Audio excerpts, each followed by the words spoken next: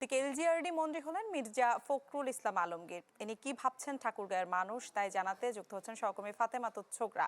ফাতেমা,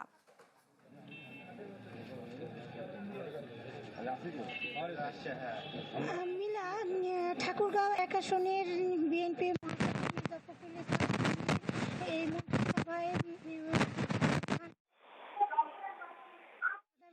থেকে শুরু করে নেতা কর্মী এবং ভোটাররা সবাই কিন্তু অনাবিল আনন্দে ভাসছে। ক্যাপ্টেন বাইক খুব ভালো, আমার বন্ধু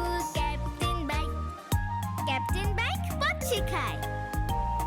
তো আমি বিএনপির যিনি যুব দলের সদস্য সচিব এখানে উপস্থিত আছেন, আমি তাদের প্রতিক্রিয়াটা একটু শুনবো যে কেমন লাগছে বিএনপির মহাসচিব এই মন্ত্রিসভায় স্থান পাওয়া। আলহামদুলিল্লাহ, আমরা ঠাকুরগাঁওবাসী হিসেবে অত্যন্ত আনন্দিত। পাশাপাশি বিএনপির সকল নেতাকর্মী, ছাত্রদল, যুবদল, স্বেচ্ছাসেবক দল, বিএনপি সকল অঙ্গ সংগঠন আছে, সকল নেতাকর্মী এবং আপামর ঠাকুরগাঁওবাসী হিসেবে সকলের মধ্যে কিন্তু আনন্দের বন্যা বয়ে যাচ্ছে।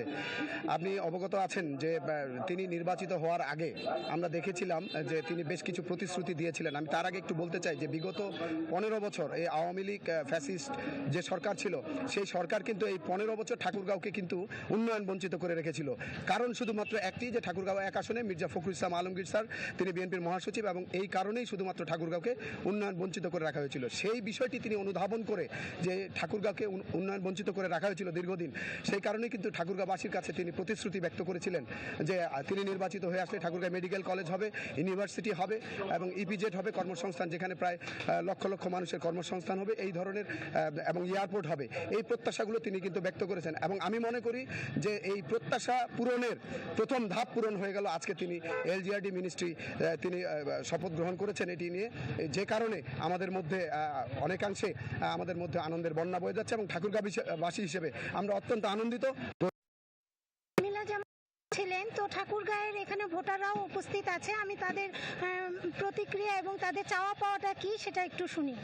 জি আলহামদুলিল্লাহ, মির্জা আলমগীর স্যার পল্লী উন্নয়ন ও সমবায় মন্ত্রী হয়েছেন, আমরা সকলেই উচ্ছ্বসিত এবং খুশি। তো আসলে ঠাকুরগাঁও শহর আজকে 17 বছর যাবৎ অবহেলিত। আমি আশা করি স্যার নির্বাচনের সময় অনেক প্রতিশ্রুতি দিয়েছেন, এরই ধারাবাহিকতায় বিশেষ করে আমরা স্বাস্থ্যসেবা থেকে বঞ্চিত। যদি এখানে মেডিকেল কলেজ হয় তাহলে ইনশাল্লাহ আমরা রংপুরে যেতে হবে না, আমরা এখানে স্বাস্থ্যসেবা পাবো। এবং বিশেষ করে বিশ্ববিদ্যালয় আমাদের একটি অনেক দিনের দাবি, উনি প্রতিশ্রুতি দিয়েছেন ইনশাল্লাহ আমাদের একটি বিশ্ববিদ্যালয় হলে খুব ভালো হয়। আর এই এলাকার মানুষ বিশেষ করে সবজি চাষ, এই এলাকায় প্রচুর সবজি চাষ হয় কিন্তু কৃষকরা দাম পায় না।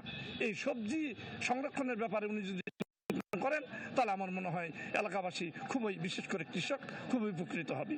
আর হচ্ছে মূল, এই জন্য আমাদের অনেকদিন যাবৎ বিমান ঘাঁটি পড়ে আছে। আমি আশা করি উনি প্রতিশ্রুতি দিয়েছেন এই বিমান ঘাঁটি যেন উনি বিমান যেন সচল করে, এই হলো আমাদের দাবি। মিলা, যেমনটি শুনছিলেন আপনি যে আসলে মূলত চাওয়া পাওয়া কিন্তু অনেক কিছুই, যেহেতু দীর্ঘ 17 বছর ঠাকুরগাঁয়ের মানুষ অনেক সুবিধা থেকে বঞ্চিত হয়েছে, উন্নয়ন থেকে বঞ্চিত হয়েছে, সেই কারণে তাদের চাওয়া পাওয়াটাও আসলে দীর্ঘ লিস্ট।